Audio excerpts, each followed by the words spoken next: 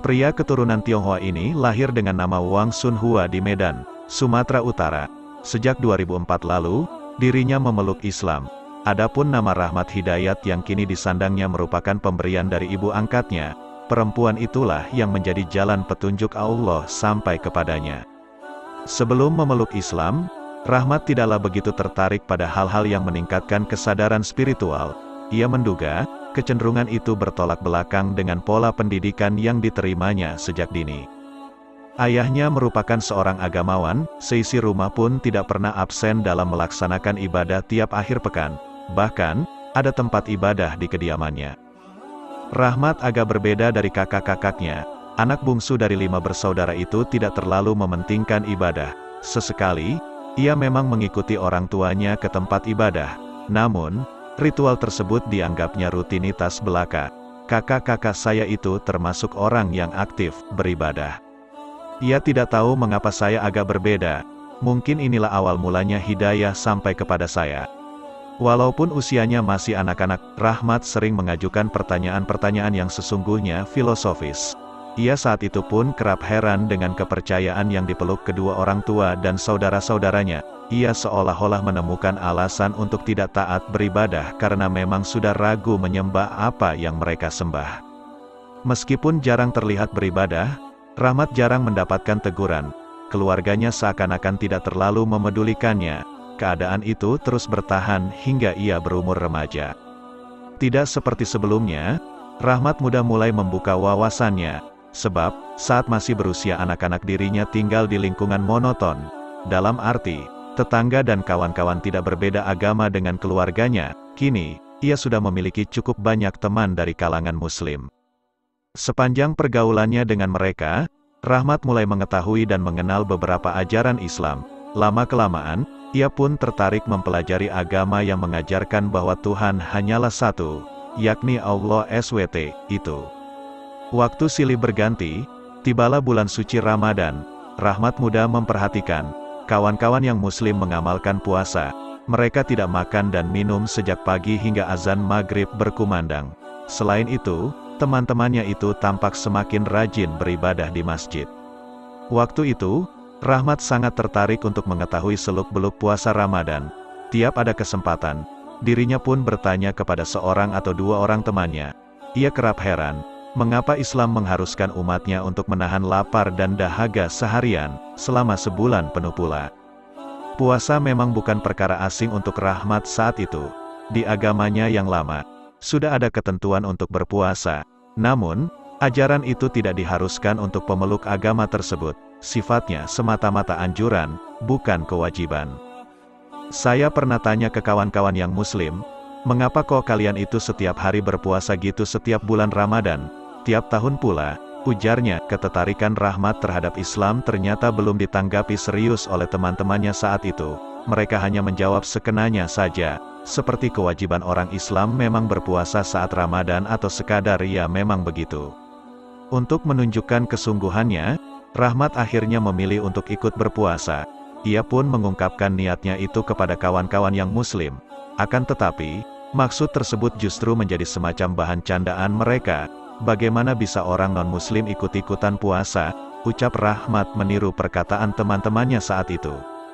Akhirnya, seorang sahabatnya memberikan saran. Sebaiknya, Rahmat bertanya kepada orang yang lebih tua. Rahmat pun meminta teman dekatnya itu memberitahu kepada ibunya. Di kemudian hari ketika akhirnya ia menjadi mualaf, sang ibu tersebut menjadi ibu angkatnya. Walaupun belum resmi menjadi Muslim, Rahmat saat itu sudah belajar berpuasa. 1 bulan penuh ia menjalankan ibadah Islam tersebut. Boleh saya berpuasa? Saya diizinkan ikut puasa, sahur, dan buka puasa. Iftarnya disajikan ibu sahabat saya itu, yang akhirnya jadi ibu angkat saya. Tapi, ya waktu itu sifatnya hanya ikut-ikutan saja, tuturnya.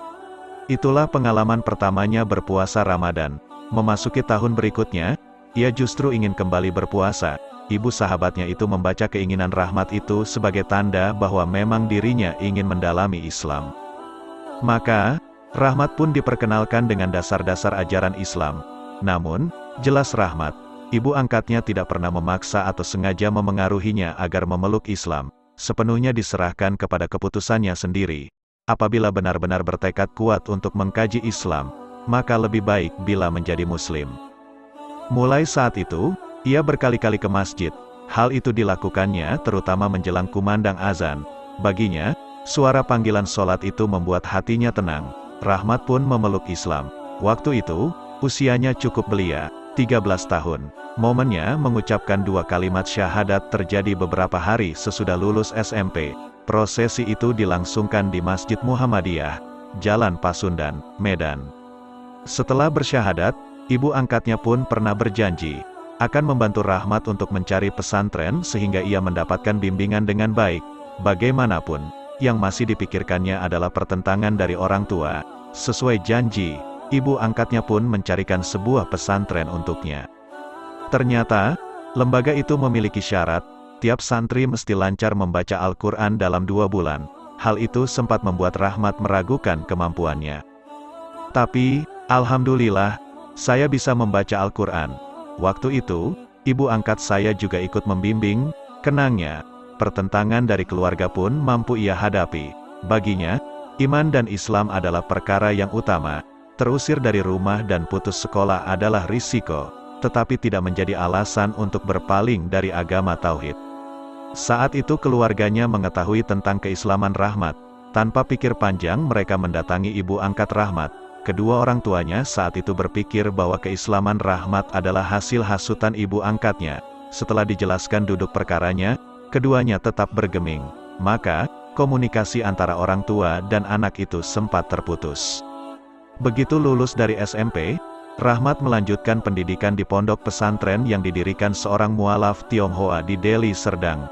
Syukurlah, waktu 2 bulan cukup baginya untuk mengasah kemampuan tadarus Al-Quran. Ia merasa sangat berterima kasih dengan para ustaz setempat dan juga ibu angkatnya. Setelah lulus pondok pesantren, Rahmat berniat untuk melanjutkan pendidikan. Namun, ia sempat ragu karena tidak memiliki biaya kuliah. Ia pun tak ingin membebani ibu angkatnya yang sudah cukup banyak membantunya. Rahmat kemudian menemui kakak perempuannya yang pertama-tama menawarkannya ongkos kuliah. Tawaran itu bagaikan oasis di tengah padang Sahara. Sayangnya, sang kakak menyimpan pamrih. Rahmat memang ditawari beasiswa, tetapi dengan syarat, dirinya harus kembali ke agama lama. Dengan tegas, Rahmat menolak hal itu. Rahmat kemudian mencoba untuk mengikuti audisi dai muda di salah satu stasiun televisi swasta. Setelah lolos audisi untuk wilayah Medan, dirinya pun lolos hingga ke Jakarta. Namun, perjalanannya dalam proses tersebut hanya sampai pada 8 besar. Ia pun kembali ke daerah asalnya. Karena tak juga menemukan kesempatan beasiswa, Rahmat dan seorang temannya mencoba peruntungan. Mereka merantau ke Jakarta. Pada 2014, berbekal kemampuan yang ada ia mendaftar beasiswa S1 ke Madinah, Arab Saudi. Setahun lebih dirinya menunggu. Ternyata doanya dikabulkan Allah SWT. Rahmat dinyatakan lolos seleksi. Ia pun berangkat ke Tanah Suci bersama 90 peserta lainnya. Ia saat itu merasa, kemampuannya tidaklah setara dengan rekan-rekannya yang hafiz 30 juz Al-Quran. Bagaimanapun, Rahmat tetap optimistis karena pada faktanya ia pun ikut terpilih. Selama 4 tahun Rahmat menempuh pendidikan di kota Nabi itu. Banyak ilmu dan keberkahan di sana. Setiap tahun, Rahmat bisa menjalankan ibadah umroh dan haji tanpa biaya. Ia juga berhasil menyelesaikan pendidikannya tepat waktu. Begitu lulus dari kampusnya, ia kembali ke tanah air. Selama dirinya menempuh studi di luar negeri, ternyata hati kedua orang tuanya mulai luluh. Bahkan, mereka merasa bangga dengan prestasi yang dicapai Rahmat. Itu tentu saja membuatnya bahagia. Sayangnya, orang tuanya wafat dalam keadaan tak kunjung mendapatkan hidayah dari Allah. Meski demikian, Rahmat tetap bersyukur karena silaturahim terjalin kembali.